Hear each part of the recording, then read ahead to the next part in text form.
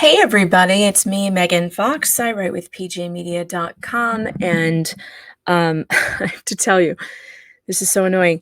I left my makeup bag in Colorado when I was there covering Cindy Abcug's case. I left it in a hotel. Oh, this is so nuts.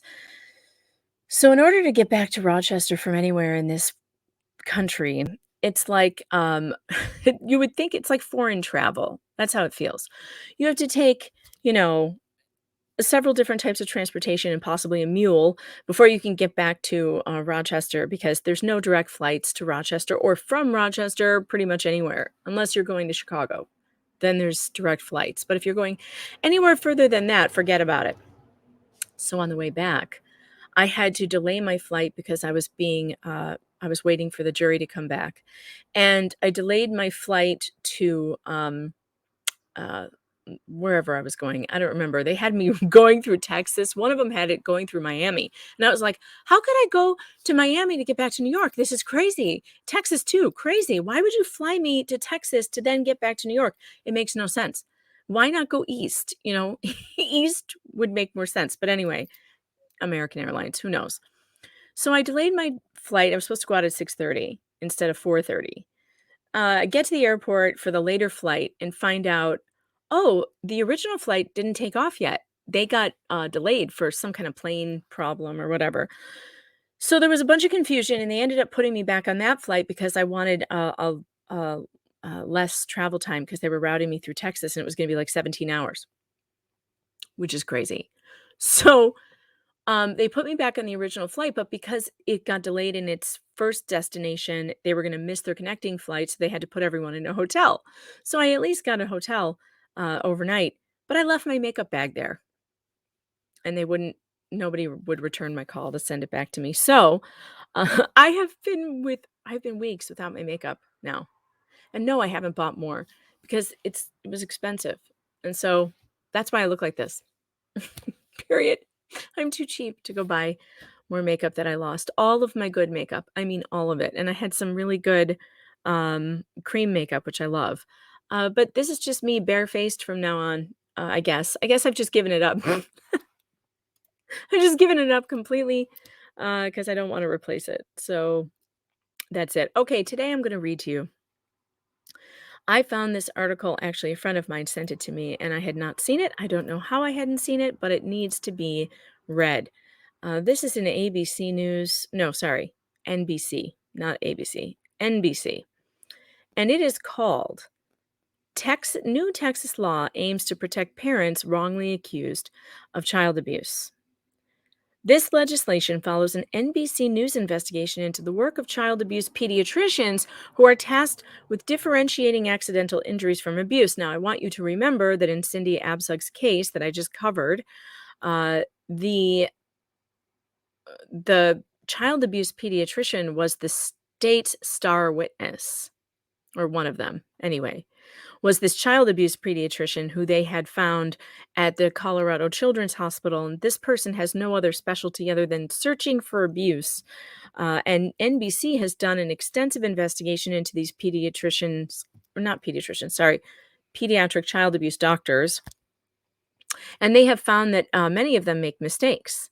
So this was Mike Hicksenbaugh's reporting, and he did an incredible investigation into the the pediatric abuse physicians that found a bunch of them to be just wrong.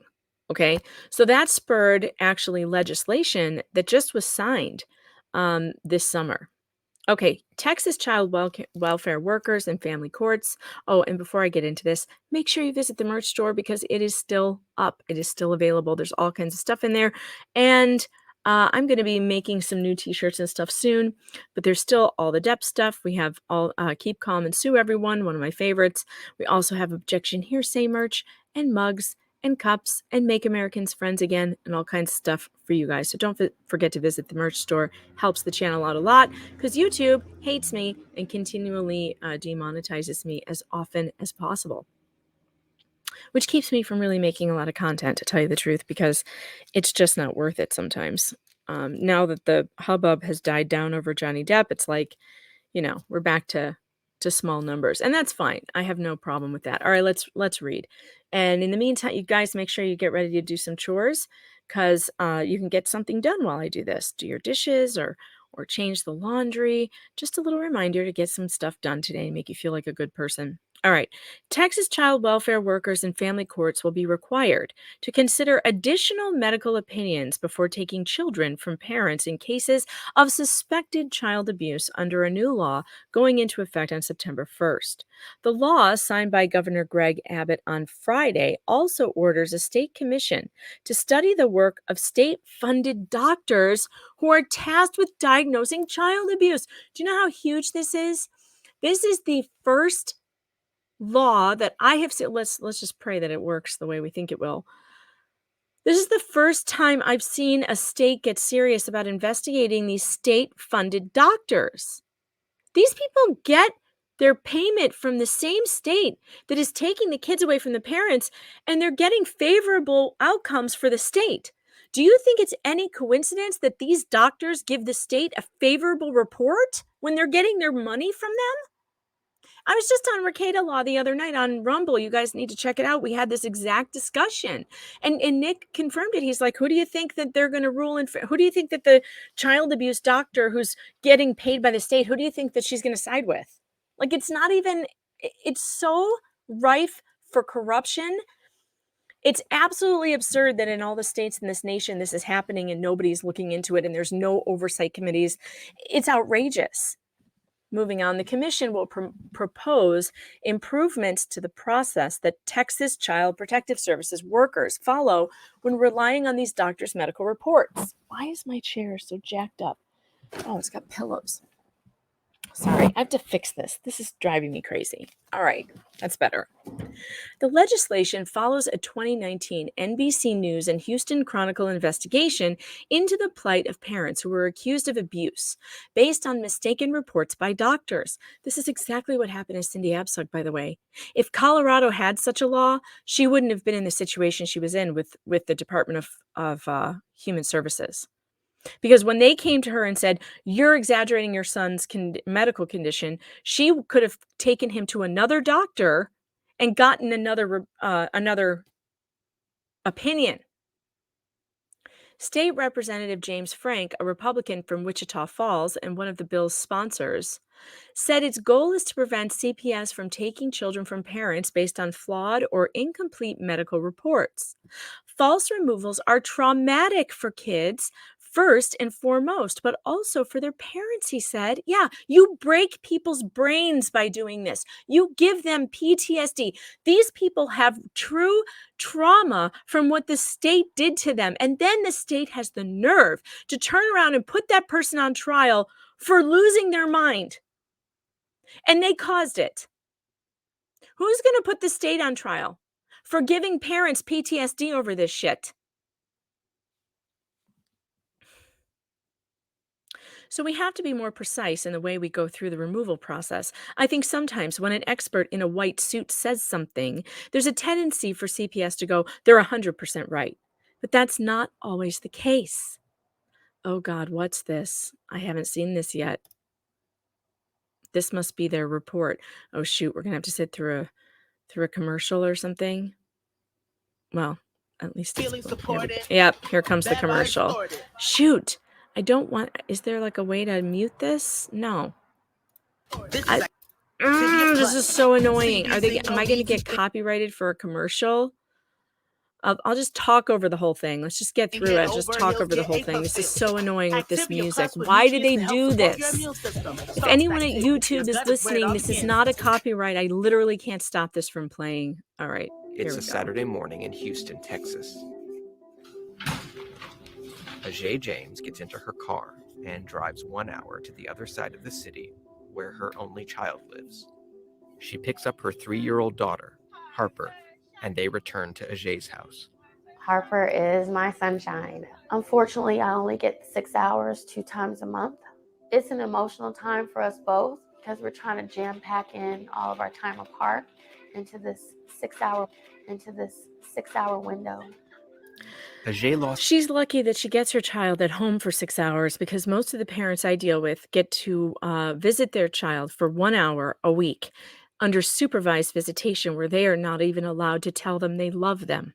That's what happened to Cynthia Abcug when she was finally given visitation to her child.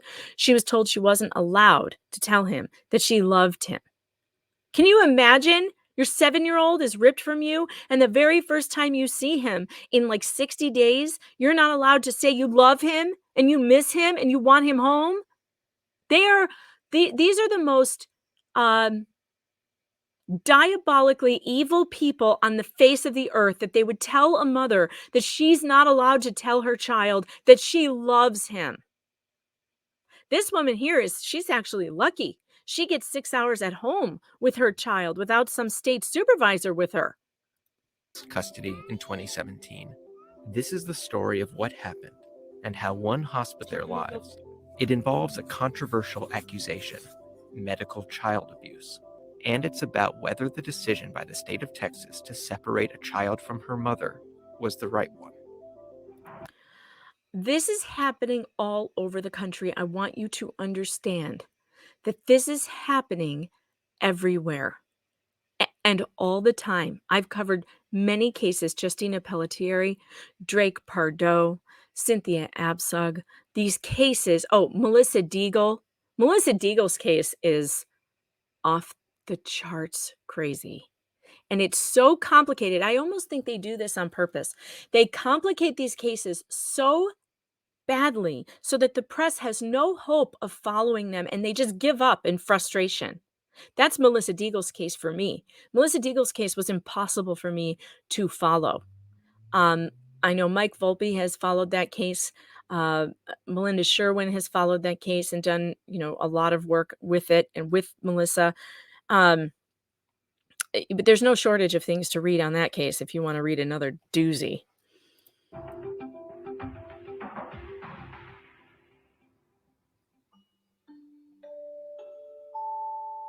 Ajay's ordeal began at the moment Harper was born. Harper was born in September 2015. She was born at only 23 weeks gestation. She's what they call a. These copyright cucks at NBC are totally going to try and copyright me for this. And it's really unfortunate because what are the chances that you would actually have watched this on your own if I didn't bring it to you? So here's what we're going to do.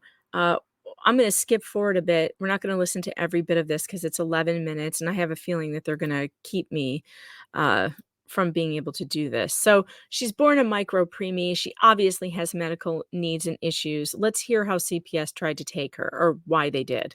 The closest physical object would be a can of soda.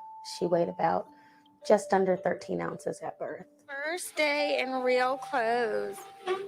Tell us how you feel, Harp. I can't believe it's happening to me. I can't believe this day has finally come. Like most premature children, Harper had major health problems at birth. Her skin was raw, her organs underdeveloped.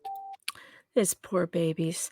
And the thing that these babies need the most, by the way, these sick babies who are in the neonatal unit, they need their mama. They need mama's voice. They need mama right there with them because they recognize mommy's voice. And it keeps them calm and keeps them happy.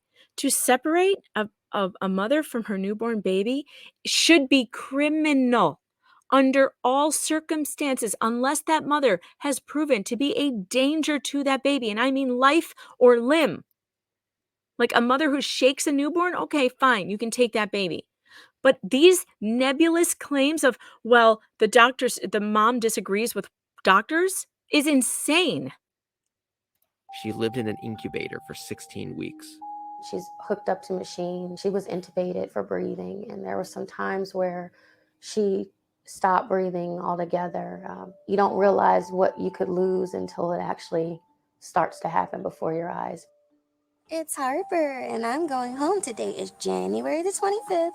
It's a little after 4 p.m., and I'm busting out. Aw, I had that same little outfit for one of my girls, exactly the same.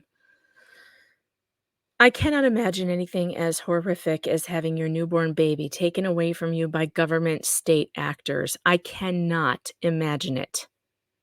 If I had known what I know now, I would have absolutely been less vocal in the hospital about what I wanted for my babies. I refused a lot of things. I refused vaccines on day of birth. I refused to sign their crap. I was like, "No, I'm not gonna sign no, I'm not doing that." Um, why does it happen to some people and not others? I mean, I will never know. Anything to say? Clean my mouth, mommy. I got milk. All right. Harper finally came home in January of 2016. Harper, happy, healthy, and home. Ajay was a single mom. She and Harper's father had separated, and he left the country for work about a year after she was born. Premature babies often leave the hospital with serious health problems, and as a first-time mom, Ajay lived in fear of something going wrong. And I can tell you that from experience, my niece was born with complications that I'm not unconvinced the hospital didn't cause. But anyway, um, because of her severe problem at birth that caused head swelling and all sorts of things, the state was actually called because she qualified for services, which would have scared the crap out of me. Qualified for services from the state to make sure she was developing properly, because I guess if they're injured at birth or whatever, the state can offer these services. And so my sister-in-law had this, social worker coming to the house, checking on her, and I think they had therapists too, it wasn't just a social worker. They would have therapists who would come and offer early childhood intervention stuff for her development just to check on it to see if she did lose any, cognitive ability from what happened. Now, she didn't, but even that, which seems benign, you let into your house and you don't even know that they have the power to take your baby if they think you're not a good parent, right? She repeatedly raised concerns with doctors, and years later she would be diagnosed with post-traumatic stress disorder. There's my girl. I love you so much. There's nothing I wouldn't do for you. Those first months at home were a blur of repeated hospital visits, surgery, medications, oxygen support, physical therapy, and at-home nursing care. We're so proud of you, Harper. Again, how is a mother supposed to make doctors give her the right diagnosis or the right steps to take with with an ill child? And if this baby wasn't sick, then why did the doctors do things they did to her? And how come they aren't on trial? How come no one arrested the doctors for doing this? Why didn't the doctors in Cynthia Abcug's case, why weren't they interviewed by police as potential suspects in child abuse? How do you let doctors off the hook for tests and examinations and for advice that they gave that a jury then finds is abuse? How do they get off the hook? Exactly. How do the doctors get off the hook for ordering the tests that a jury said were abusive? I have a lot of questions, and it all revolves around why the doctors aren't held accountable. Am I to believe that this mother forced these doctors to do this stuff to her child? She has a concern. She goes in, she says, this is wrong. Something's wrong. Would you figure it out? Then they do the things that they need to do to figure it out or try and figure it out. And she's the one who's in trouble? She's the abuser? Oh, okay. Yeah. For good lungs. Here's the good lungs. Harper! Oh my gosh! Slow it down, girl. Yeah! We're racing Flojo! Does this seem like abusive parenting to you? Like, I'm sorry. Let's say for the sake of argument that this kid didn't need a walker and could have walked on her own. What harm is being done to her by using the walker? This was the same thing that happened in Christopher Absug's case. The jury heard from the prosecution that Cindy had bought a special stroller for him because he was, bigger than stroller size at the time, 6 years old. You usually stop using a stroller around 4, maybe 5. So at 6, he was too big, so they recommended she get a special stroller for him so he could rest when he needed to. He wasn't always in that thing. He was not always in the stroller. He was running around, walking at the zoo, and then when he would get tired, he would have some place to sit down. Period. The prosecution made it sound like she put him in this thing constantly. It's just not true. And if she had just strolled him around everywhere and he didn't walk as much as he could have, what harm does that do? What harm does that actually do? How did a jury come up with this caused him some kind of harm? What harm? Like, he's thriving apparently, doing sports, doing all sorts of things, so it didn't hurt him. When you have a kid who has had a medical problem, and I can tell you this from experience, when you have a child who has a medical condition, you are far more protective over that child than you would be had they never had the problem. Like, my own experience says that this is true. I have a kid who has had more medical problems than the other two. I am far more careful about, her than the other two. I'm always on high alert when it comes to her. Always. That's just how it is. Am I overprotective? Maybe. Do I need to be that protective? Maybe not. Is it a crime to be overprotective of a kid who's had medical complications? No, it's not. Oh, down. Woo! Say hi to the people. Say hi.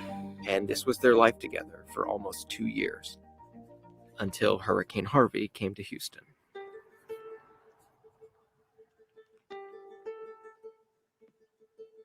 The storm hit and floodwaters came into her house. Then she lost power. Ajay was terrified Harper's oxygen would run out. Eventually, they were rescued by boat and taken to Texas Children's Hospital West Campus. Oh, Texas Children's Hospital. This is the same place, I believe, where Drake Pardo was medically kidnapped. There is a problem at Texas Children's Hospital, just saying. This wasn't their regular hospital, and these weren't Harper's doctors. And very soon, some doctors there identified a new threat to the girl's safety. But it wasn't the hurricane. It was her mom. Child abuse pediatrics is a field of medicine aimed at spotting signs of abuse and protecting children. No, I actually think that what it's aimed to do is to boost the numbers of children that the counties can take so that they can get their federal funding. That's what I think. I think that they work for DHS, these child abuse physicians. When they work in a children's hospital like this, they are getting, I believe, paid by, at least they were in Colorado. The one in Colorado was paid by the state and the hospital, I think, both. They both had responsibility for her. She's contracted with DHS. So whoever's paying her, this is so sick. It's sick. She has a monetary motivation to get more kids in the state system. Period. One thing they look for is medical child abuse. It's a label doctors apply to any parent, though typically a mother, who they suspect of using the medical system to harm her kid, either by misrepresenting or exaggerating illness. And by the way, they used to call this Munchausen syndrome by proxy. They don't do it anymore. And the reason is because everybody knows Munchausen syndrome by proxy is impossible to prove. It's a total scam. There are entire industries built up around making money off this, perpetuating this scam. And when they figured out that everyone was catching on, that like Munchausen syndrome by proxy sounds like junk science, it literally is junk science. Because if you harm your child, that's just child abuse, okay? It's not Munchausen syndrome by proxy. You're just an abuser. Okay, it's not one particular type of abuse. How come they've pathologized,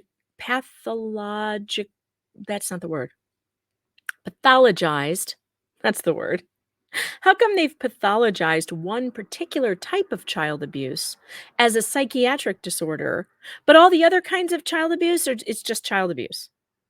If you beat a kid, you're just a child abuser. You get charged with regular old child abuse. But this Munchausen syndrome by proxy has a psychological tie to it that is impossible to prove. It's impossible. It's just this is just more manipulation from people in power to wield more power over you. After the flood, one of the doctors at Texas Children's grew concerned that this is what Ajay had been doing to Harper. They suspected she'd been exaggerating Harper's symptoms, convincing doctors to prescribe medications and treatments that Harper didn't actually need. Is it possible to persuade doctors to give treatments that aren't medically necessary? That has never been my experience.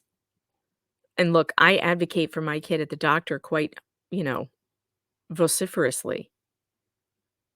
Vociferously.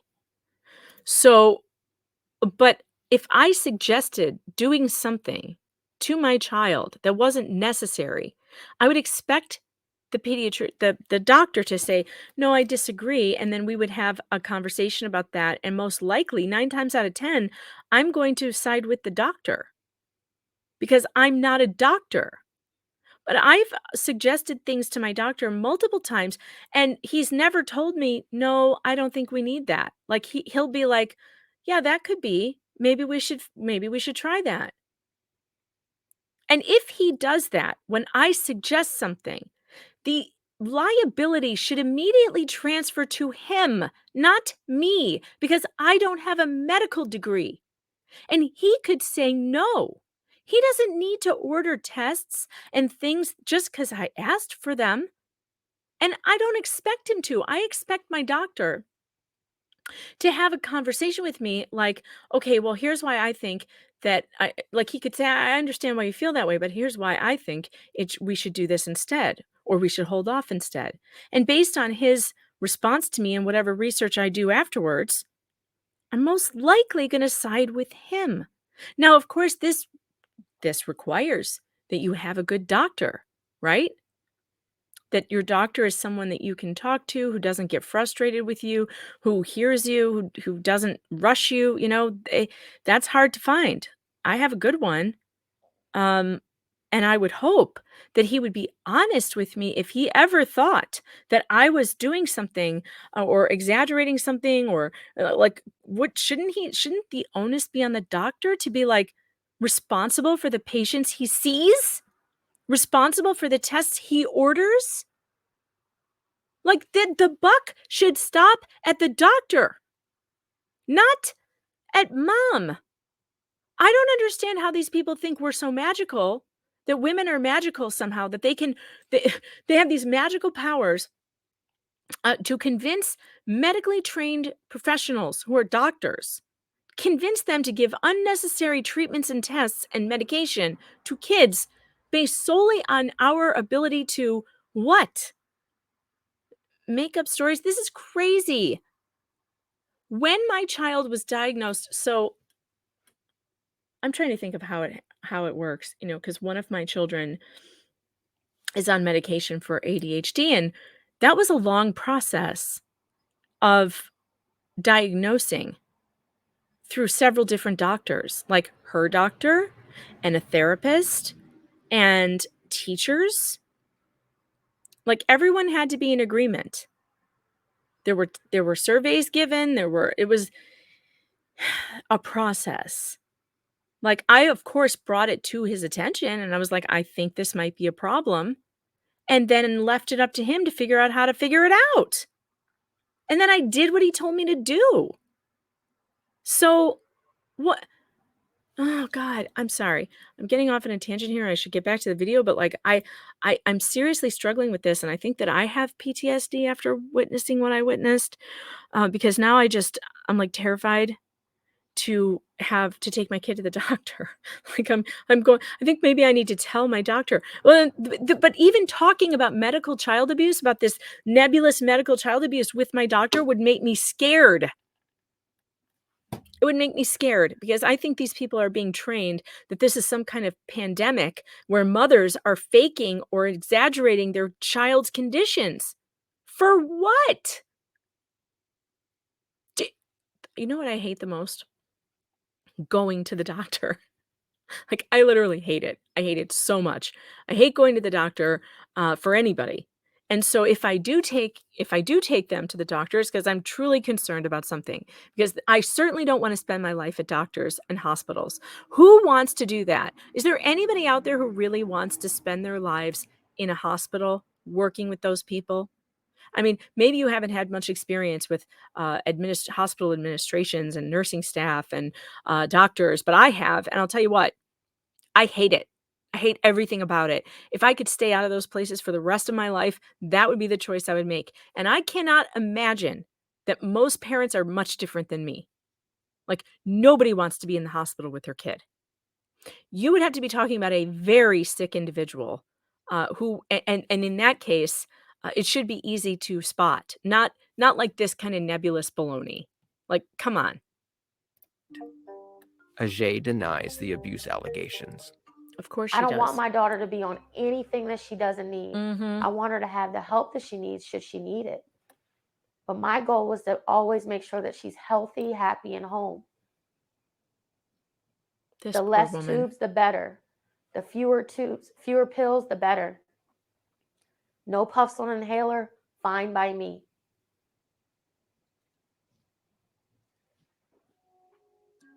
But this is so criminal. It is so criminal to put somebody through the medical system, and you're like, I don't know what kind of education or background this woman has, but I'm assuming it's not as high as a medical doctor. Not many of us have that. Most of us do not have the level of education that it takes to be a doctor. You know how much school that is, right? Do you know how much school it is to go to be a medical doctor? And then a specialist on top of it?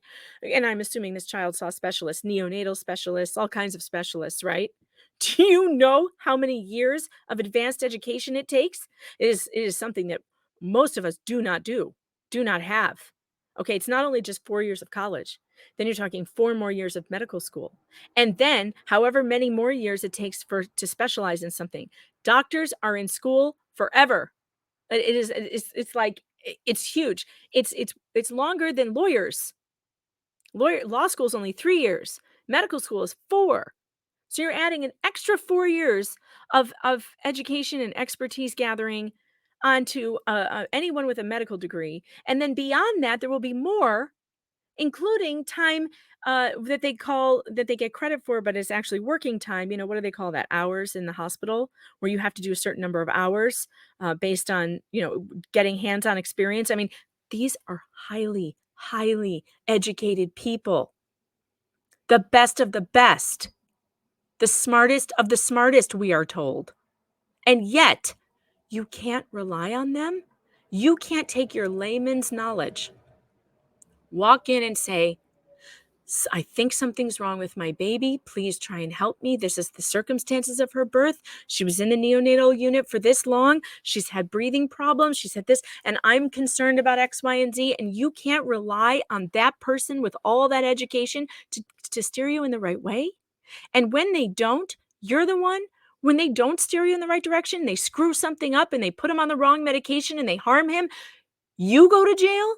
You lose your kid. Are you kidding me? I think all of you right now with children and medical doctors need to have a conversation. Show them this article. Show the doctor. Maybe I'll do that. Show the doctor this article. Ask your doctor, what do you think about this? And say very clearly, I want it to be very clear right now with you that I am only interested in my child's well-being. And if you are recommending something to me that is harming my child, and I take your advice, what do I think about that? What do you do about that? Like, although don't get confrontational with your doctor because they can ruin your fucking life. You know? Like, what is the solution to this for parents? I'm going to lose my shit today. What is the solution for this? Because I need to know. I came back from Colorado traumatized. I canceled an appointment for my child that I had asked for with a specialist because I got terrified that I was going to be in this category of mothers who are searching for answers for something and don't need to be. So I talked to her doctor and I said, well, maybe we should hold off on that. Do you think? Because I think maybe we have some data over here that shows it might be this. And he agreed with me. And so we canceled it. But I feel like, wow, what? Like, the less these people have to do with your life, the better. But I mean, like, it makes you second guess yourself as a parent. Other people who are involved in this, who are following this Cynthia Abcug case as well. I was just texting with one of them today, and he had to take his kid out of school for something, for a doctor's appointment. He said he actually paused before walking in, just asking himself, like, scared that if I don't explain this properly, if I say one thing that can be taken out of context, could I be held responsible for medical neglect later or medical child abuse later? Like, if I don't communicate to the school exactly what this is for in exactly the right way, and they take it out of context, is my life ruined next? I mean, this case has traumatized everyone I know. There are parents who are involved in this project who didn't take their kid to the hospital when they thought they should because of this case. There are people who are traumatized now and don't know how to deal with the medical community, the medical system when you have children.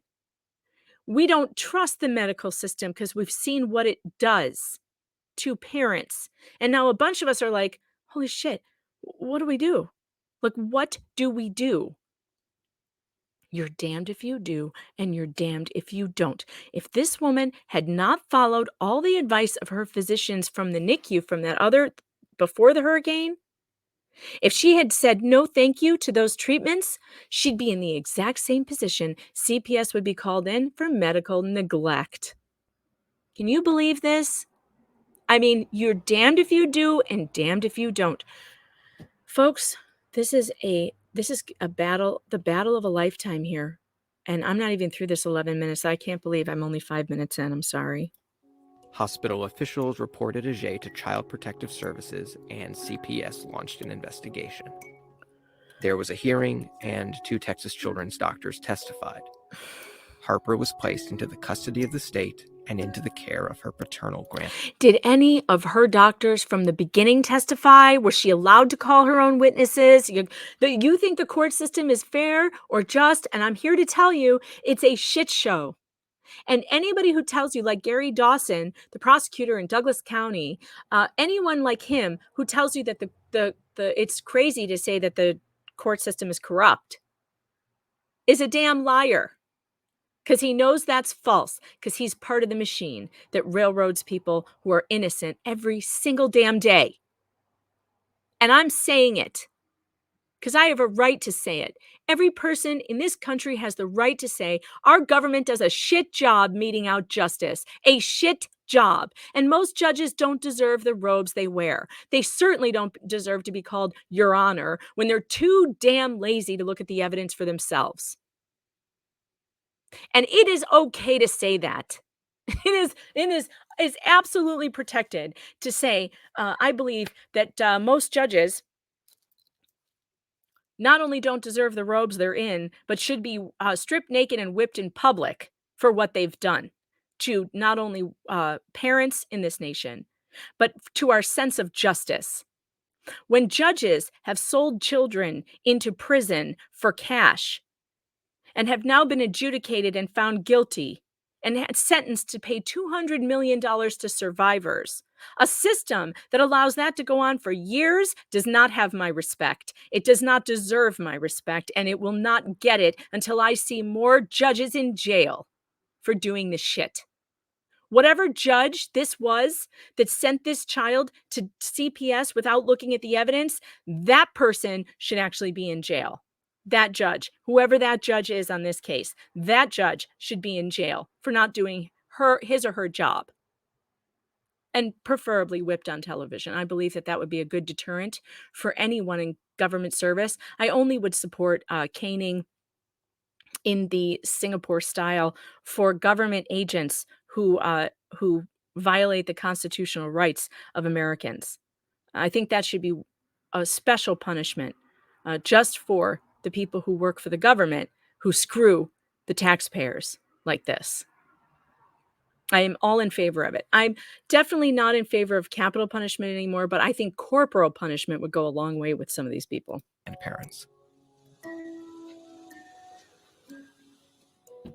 So cute. Poor Bella. Poor Bella. Can we finish her hair? Please? It's a mommy request. What doctors are doing to diagnose medical child abuse, is really a determination about whether the parent lied or exaggerated.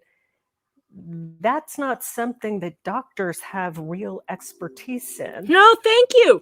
Thank you. And also, let us also say, is it a crime to lie or exaggerate to a teacher? Is it though? Because I don't think it is. I don't think it is. I don't think there's anything in the law that says you cannot tell an exaggeration to anyone. In Cindy Abcug's case, they never proved that she told one lie or exaggeration to any medical professional, like who was treating her son, that led to anything negative for him. They had people from school, like a school nurse and the principal, who said she exaggerated, and she said that he was terminal, which of course they kept saying. Now, Cindy had been told by a doctor that her son's condition could be fatal. And when you're a worried parent, does that sometimes come out as, my son could die? So if you ever told somebody, my son could die if you don't do your job and protect him on the playground like you're supposed to, and then they turn around and say, she told me that he was terminal. Isn't that different? Isn't that different? If a doctor tells you that your kid could die from whatever condition that he has, if not, diagnosed and treated, doesn't that run through your head quite a bit while you have a kid who's undiagnosed, that doctor once told you he could die? And if you repeat that to somebody, suddenly you're exaggerating and you're lying, and that's some kind of crime and you can lose your kid. Excuse me? That's fucking crazy. Sorry, but it just is. It's ridiculous is what it is. This case is unbelievably similar. I've never heard of this one before, so I'm watching this the same as you are. So I'm kind of getting blown away by this. And yeah, why would doctors be experts in figuring out whether somebody lied or not? Maxine Eichner is a legal scholar who specializes in family law. She's spent years studying how courts grapple with medical child abuse cases and believes the diagnosis itself can be dangerously unreliable. As long as a doctor believes the parent is exaggerating the condition of a genuinely sick kid, the medical child abuse diagnosis can be made. And I don't think that the public understands that those kind of, in quotes, diagnoses don't look like what doctors are trained to do in medical school. Okay, wait, what is her name? I missed it. I got to go back and look at that. I need to maybe contact this woman. It just says Professor of Law, UNC Chapel. Does it give her name? What's her name?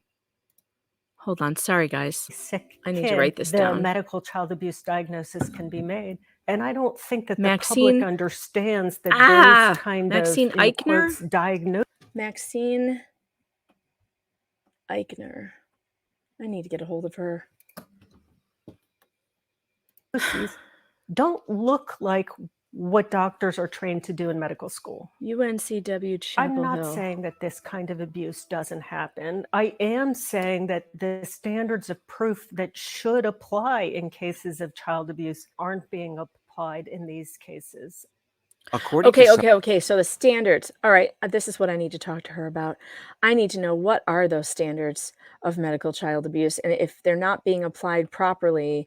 Like, how come Cindy's lawyer did not have this woman? Well, why didn't he call her as an expert for the defense? There were no experts for the defense. He called one freaking therapist as a witness. It's just, It's incredible to me that this man knew that this woman's life was on the line and it was in his hands, and he calls one witness and he doesn't talk to the medical doctors that gave her the original diagnoses and told her to go to Colorado. Like, you've got to be kidding me. I need to talk to this woman. Some Texas children's doctors, Harper didn't need many of her medical treatments by the time she and her mom arrived at the hospital. But does that mean Ajay abused her? Doctors from Texas children's Seems to me like the doctors who put her on the things she doesn't need are the ones who abused her. But it's not even abuse. Like, let's not even use that language, because I find that to be it's wrong. And here's why. It sets up doctors to be against parents. Isn't it possible that doctors can simply make good faith mistakes? Like, a doctor can just get a diagnosis wrong. And if we were all concerned about the plight of the child, we would just own up to our mistakes and move forward. So the doctors who gave the original diagnosis should just say, I guess I missed something and I should have done this instead, but I didn't. But so maybe it was my fault. But of course, doctors can't admit liability because they don't want to get sued. And so that's when this happens. Children's Hospital testified that Harper had received medical care almost entirely due to symptoms reported by Ajay. But Oh my NBC God. News and the Houston Oh my God, this is so Cindy's case. This is exactly what happened to her, saying that she was the only reporter of the symptoms, which was not true. There were 5 people, including her, 5 people who saw her son's seizures. 5 people. Cindy, her one witness, Cheryl Moss, who was a therapist, her daughter Hannah, who testified that on the stand that she did see it. She saw a seizure. Her son Jake, and Dr. Wong in Florida. They all witnessed a seizure. But the prosecution said no one saw it. So the jury just believed him, even though his own witnesses contradicted that. It's fucking unreal. Chronicle found discrepancies between the doctor's testimony and Harper's medical record. These medical records were entered as Yeah, that's what we found in Cindy's case. Is discrepancies between what the child abuse doctor said and what was in the goddamn records. evidence in a court case. For example, doctors testified that For instance, let me give you the example from Abcug's case. The child abuse pediatrician said that the child only had 1 abnormal EEG, and the defense made her admit there were 6. How's that for an inconsistency? Harper was given a prescription for seizures based only on Ajay's reports of shaking episodes, and that no medical professional had ever witnessed them. But records show that at least on a couple of occasions, nurses who cared for Harper at home told Texas children's doctors that they also witnessed what they believed were seizures. See, this happened to Cindy too. Same thing. And it didn't matter that other people saw it. They just rewrite the records and they say that nobody else saw it except mom. And then they just deny that anybody else saw it. In written statements to NBC News, Texas children's officials defended the doctor's testimony, which they I wonder if they put this kid on Topamax. said was accurate, as well as the hospital's overall handling of the case. While at Texas Children's, Harper underwent extensive observation and treatment to address symptoms described by her mother that indicated diabetes insipidus, sleep apnea, seizures, feeding difficulty, and insufficient oxygen.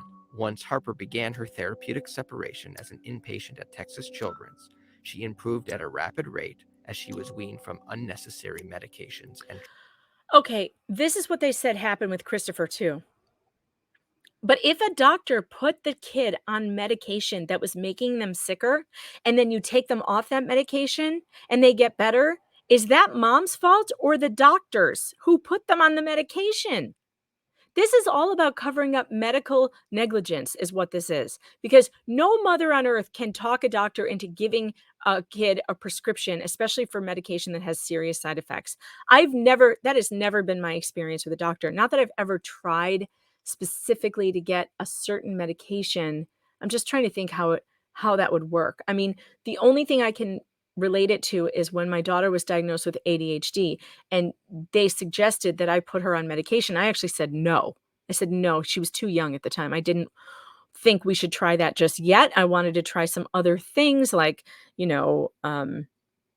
occupational therapy, that sort of thing. And after a while, I decided, and the doctor decided too, that we should just at least try the medication, because it turns out that in New York, you can't get therapy for ADHD unless you have medicated your child first. How crazy is this? So I couldn't even get an appointment with the ADHD specialists who practice in New York unless I tried the medication and it didn't work. So they're not interested in therapies that don't include medication for ADHD. Now, in retrospect, maybe that's because maybe they have a point, because the medication does seem to alleviate most of the problems. So there you have it. So, okay, I was talked into it. I didn't want to do it at first because I was worried about that medication. There's side effects. I didn't want my kid to be dependent on anything. So, but the medical community talked me into it. And while we've had a few struggles and had to you know, uh, change medication, it does seem to alleviate most of the problems. And it's lucky too that my child is old enough to be able to tell me and tell the doctor how she feels with it and how she feels without it, which is a big difference. And of course, I let her talk and tell the doctor whatever she wants to tell him. Uh, so, but it's very hard for me to imagine that I could walk into a doctor's office and be like, with my doctor right now, and be like, you know, I'm trying to think of a scenario.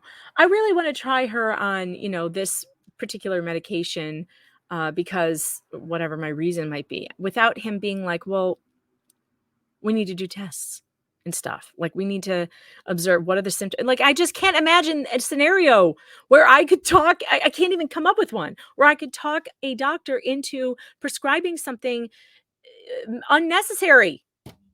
Like, what kind of doctors do these people have? Treatments. Harper's father, Jason Wyatt, declined through a lawyer to be interviewed.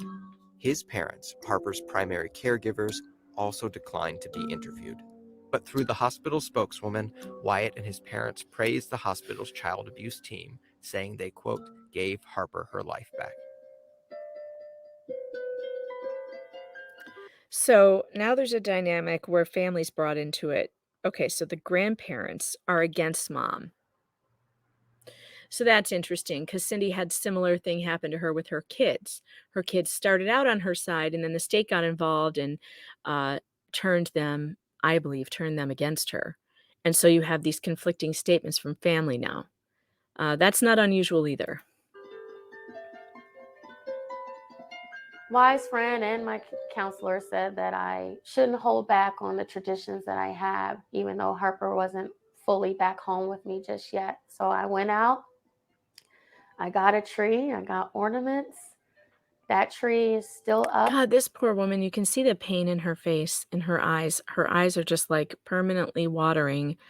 And I just don't know how, when the state has a mandate to keep families together, if at all possible, and reunify when possible, it sure doesn't seem to me like those efforts were made here to keep this woman with her child. Like, if she truly, let's just say that she really was overly concerned or exaggerating or whatever, isn't there some kind of help you can give her to help her to see the truth of the matter? Like, and how come, again, why aren't the doctors like, does anybody think this woman is malicious towards her child? Did she maybe make a mistake? Did the doctors at the original hospital traumatize her so badly did the birth of her child traumatize her with the NICU stay and everything, that she was like obsessed on medical issues for this kid? Did she need psychological help and she never got it? Like, what is I just don't know why the medical doctors that made these diagnoses aren't held responsible, but I've already said that a million times. In my living room. It won't be Christmas until she comes home. In 2018, a court-ordered psychiatric evaluation determined Ajay was fit to be a good mother. And it was during a CPS-ordered psychological evaluation that a counselor concluded Ajay had PTSD, partly due to the trauma of Harper's premature birth. There it is. And you know what else she had PTSD from? The state. The state that gave her PTSD for taking the baby. Like, why didn't they just work with the doctor she had at the time? Like, why does Texas Children's Hospital get involved? Very weird. A condition that leads some mothers to become hyper anxious about their child's health. Oh my God. Cindy absolutely could have had PTSD from her watching her 7-month-old have a seizure and go unconscious, causing her to be hyper vigilant. That is understandable, and it is not abuse to be hyper vigilant over your child's health. My mother was so hyper vigilant over what we ate. She restricted everything good from our diets. No sugar, no dairy, no ice cream. No, how would you like to have a childhood like that? But was that abuse? That my mother made me eat health food? Nothing but health food? Nothing but birdseed and apples and homemade bread? Like, my mother was the hippie before, like, the Whole Foods hippie before there was a Whole Foods. She would refuse to let us have anything in a package. We never in our lives did my mother ever bring home a bag of chips. Never. We were the weird ones in school that had to have homemade soup for lunch with, like, some kind of grain bran muffin and celery sticks. Like, and in the 80s, that made you a serious target if you didn't have Wonder Bread and a bag of Doritos in your bag. It was like, "Oh, you're weird." Like, what's with your mom? Seriously, my mother was hyper vigilant when it came to what we ate. She got so mad at my grandma for taking me on vacation and giving me donuts every day. You should hear her talk about it now. It's hilarious. She blames my grandmother for giving me a weight problem. I swear to you. She said she took me away for a summer and brought me back fat when I was 12. My mother put me on a strict diet after that, and I mean strict. We were not allowed to have soda ever, no cake, no icing, none of that.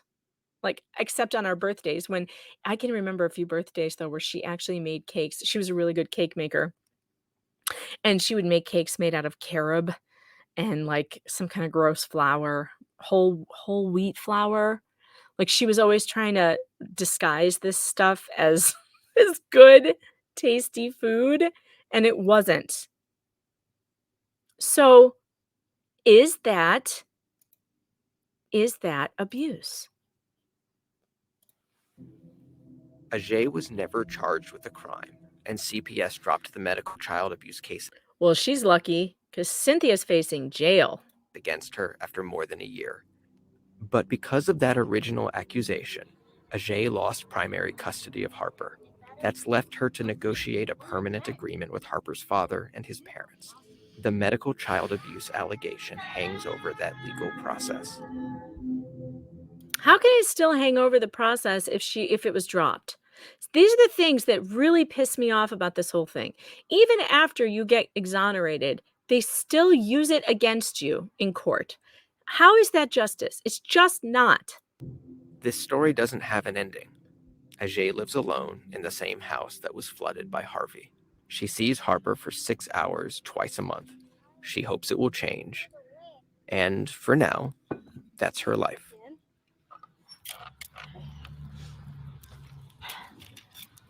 Ready? Okay, ready? We're gonna do a count of 20, then we gotta go, okay? This is disgusting. Forcing mothers to only spend time with their kids 6 hours twice a month is absolutely horrifying. And they did not address in this segment whether or not the child's medical condition really did improve, and you know what else they didn't th- that they didn't talk about was the doctors who originally diagnosed her. How come they have nothing to do with this report? Did anyone even go talk to them about why they did that? 1, 2, 3, 4, 9, 10, 11, This is absolutely 17, maddening. So upsetting. 18, 19, 20. No one should be in this position to be forced to spend this limited time with their child. This woman is not a danger to this child. I mean, in any way. Did she need psychological help? It sounds like she did from the PTSD, but it also I still have questions about those damn doctors who did this in the first place. Why aren't they on this thing? Gosh darn it. These people make me sick. All right, let's keep on moving down. The NBC News and Chronicle reporting focused on the work of child abuse pediatricians, a small but growing subspecialty of doctors who work closely with state child welfare agencies. When a child, especially one too young to speak, comes into a hospital with serious injuries, child abuse pediatricians review medical images and witness statements to determine whether the injuries were accidental or inflicted. Child abuse pediatricians provide expert reports and court testimony in thousands of child welfare cases across the country every year, shielding untold numbers of abused children from additional harm.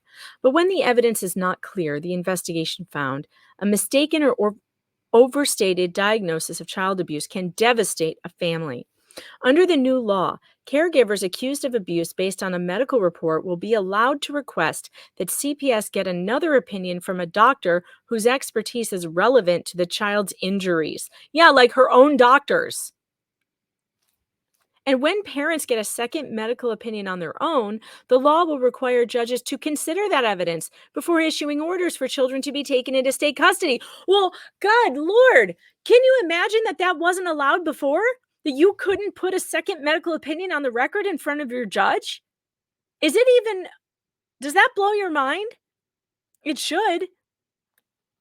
In 2016, Anne Marie Timmerman rushed her lethargic 4-month-old to a Houston hospital where she learned he had suffered a small amount of bleeding on his brain. A child abuse pediatrician told CPS that the injury could only have been the result of abuse. Based on that opinion alone, and without considering a report from a pediatric neurosurgeon who disagreed, saying the injury was probably the result of childbirth, CPS took emergency custody of the baby, records show. The agency dropped the case 7 months later based on additional medical findings. And do you all know Rachel Bruno? Because Rachel Bruno was a mom in California that this happened to, who had a baby nurse, a nanny at night to walk with the baby at night, so she could get some sleep. And the baby wouldn't stop crying for the nurse. And when mom went in and relieved her and took over, and the baby was crying and crying and crying, she finally took her to the hospital where they discovered the baby had head trauma, which instead of interviewing the nurse about it, because she was the one on duty at the time, they accused the mother of causing the trauma to the baby. Rachel Bruno won millions of dollars from the hospital and CPS for their horrific dealings with her. And she was lucky that her husband happened to not be at home at the time, and so they released the children to him after taking them into foster care. They were allowed to go home if she moved out of her home. That's how crazy this is. And Rachel Bruno never abused any of her children, but she went through years of hell, and they deserve every penny they got from those people. She's written a book, and I need to have her on soon because you guys need to hear about her story if you haven't heard it. And she has a new book on Amazon. What is it called? Hold on. Let me see if I can pull it up here. Because I've been talking to her about doing an interview about this book for a while. And we need to do it because I think it came out already. It's called Fractured Hope, A Mother's Fight for Justice. And God, so one of these child abuse pediatricians was involved in her case as well. And the child and oh, there's so much. So this is a great book, Fractured Hope: A Mother's Fight for Justice. It's on paperback for $6.92 right now. It's a good deal. So I will drop the link in the description, and we're going to have Rachel on one of these days soon to talk about her case and to talk about her book. And yeah, so this was a really long video, an hour. and I'm sorry that it went on so long, but I hope you got a lot of chores done today, and I'll see you again real soon. Don't forget to check out the merch store, and don't forget to subscribe at pjmedia.com to the VIP subscriber only service where you get access to my weekly podcast and also exclusive columns that I write there. And it does help to support me and what I do. If you like it, if you like the content, please support it. Clickety click. Get on over to PJ Media. Check out the description because you'll find all relevant links there. Take care, everybody.